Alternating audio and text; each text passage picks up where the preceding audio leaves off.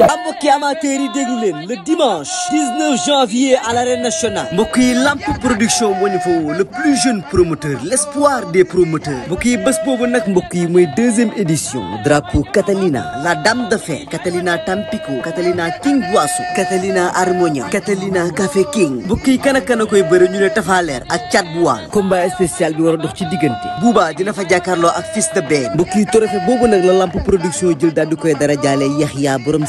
Jonas jàkkaarloo fa ak Déranger Caatu Jaxaay dina fa jàkkaarloo ak Yaroo Baax John Sina jàkkaarloo fa ak Aliou Seras numéro 2 Frontière dina fa jàkkaarloo ak Tala Poste Saman jàkkaarloo fa ak Boy Socé Ada Fass numéro 2 dina fa jàkkaarloo ak Yanda bu Bawol Ardo dina fa jàkkaarloo ak Risqué Fils de Mbaye Diouf jàkkaarloo fa ak Caatu Son mbokk yi lii la Lamp production def ci bésu le 19 janvier ci arène nationale waaye sponsor leader ba Lamp ne King Boisson ak King Café entrée supporter mu ne 2000 francs amateur 3000 francs loge officielle ba mu ne 10 000 francs partenaires yi ànd ak moom ci bés bi bokk na ci Lutte TV seen lutte kon gars yi rendez-vous baa ngi noonu le dimanche 19 janvier ci arène nationale ñu ànd ci ak Lamp production.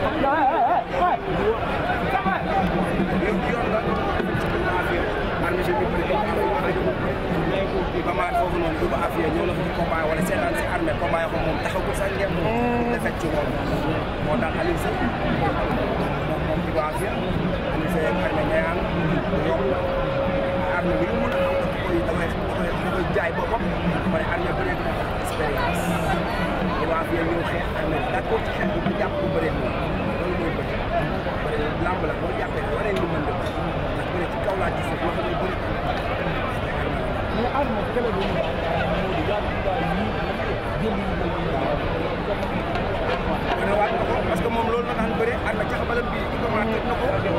bëre na fa daan ñu bari tey jii bu ñëwee bëre ak Ibou Afia daanee ko ci jël boobu dafay jàngalaat Ibou Afia bëre. mais Modou Mbaye est-ce que Armé gañewul lamb ji ci signature ba ne ko danaa la du ma delloo la kii ne Ibou Afia bëree xol. waaw donc damaa gis muy dóor mu màtt. waaw parce que lamb communication des fois day changé lamb. communication des fois dafay tax lamb contexte bi bu nekk ko changé te tey jii Armé signature bi mu xëy na mën nañu loolu mooy tombé ci moom ba mu bëri tey lii mais encouragé na moom kii bu daanaan la xale la mi ngi bàyyi ko Medina xale boo xamante ni bëri na dañ koy encouragé bu baax ñu gën a jàpp ñii mu àndal ay xaritam la ñu bëgg loolu dañ leen bàyyi maa ngi jël moom jàpp na dina ànd ak ñoom waaw parce que bu ngor li ko daan dafa waaw pare na niveau yi du benn waaw mu ngi tëj am ko nag ñu ñoo fi moom léegi change bàyyi nañ yooyu bàyyi ay ko juum daal dafa am ñoo ko ñu ko boo fàttali ko demi final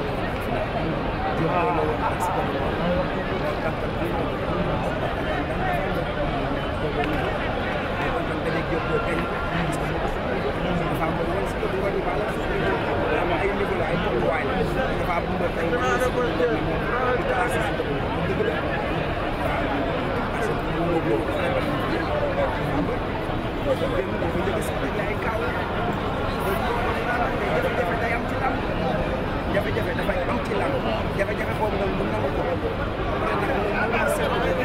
xale boo xamante ni ci bopp nit la daal di évolué moom it ñu ngi changé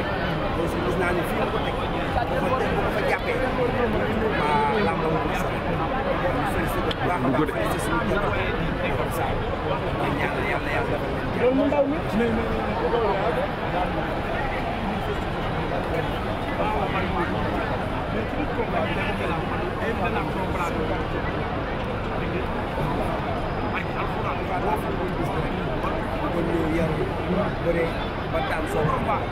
mais lamb mooy lamb dafay gis lamb dafay am bis yoo xam ne dafa laaj nga bokk ci bis waaye seen xale ki ngay bëreel sa morom da ngeen a maasal yéen a bokk lépp final la daan dem day bëre final mu bàyyi ak sa adversaire boo xam ne nga bàyyi jëf dox yi nga bàyyi li mu def ndax boo nekkee ci géew ba boo daanoo sax dinañ comprendre dinañ ni def na li mu waroon def dafa def na li mu waroon def mais dafa bàyyi ko wala bis amoon cër ci bés waaye la tolluwaayam taxawaayam ak li muy teg ci moom ci bëri non non moom du yàq dégg voilà maanaam bërikat la daan jàpp deux fois boo xeexee gis nga àgg fa wala ñu daal di ndaanaan la bërikat la ba pare dafa mbokk waaw loolu ñu gën a bàyyi xel ñu koy encouragé ba pare tey li ma gën a neex dafa ñëw daa mel ni gars yi dañoo yàqam dañuy ñëw mais bàyyi ko tuuti bàyyi ko tuuti 10 minutes waa xewaa ji la day sama balancé léegi Fils de Balla man dafa maa demal waaw parce que man ñoom ñaar dañoo ñëwoon seen premier jàkkaarloo 2S ma xool leen ñu Fils de Balla quoi bi ma leen gisaatee d'accord moom ne moom tey ci Fils de Balla mais Fils de Balla ne daf ñu nëbb mi ngi liggéey mais yaram bi wax na ma ko ne ma da ngeen di jaawale yaram bu rafet ak doole xëy na sama yaram mën na bañ a rafet mais am naa doole te loolu nangul na ndax bi ñu duggee ci géej ñun nag lii lañ ci sax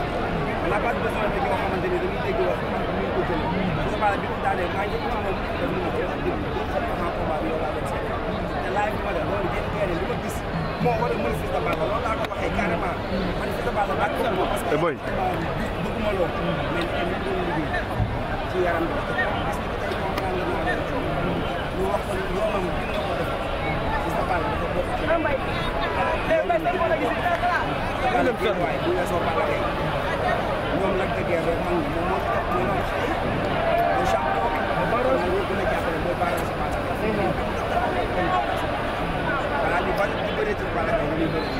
moom Fils de Balla dañ ko ci war a boole ci la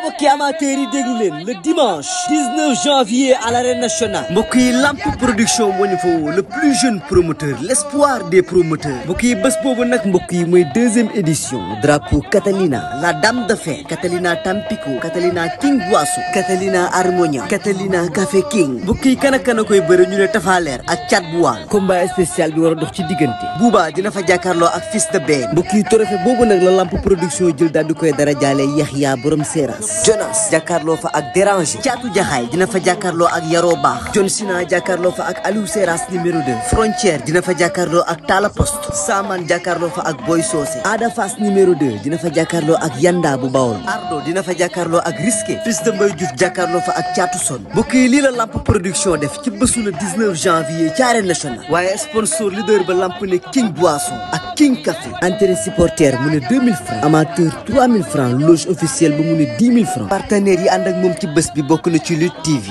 seen lutte kon gars yi rendez-vous baa ngi noonu le dimanche 19 janvier ci arène nationale ñu ànd ci ak Lamp production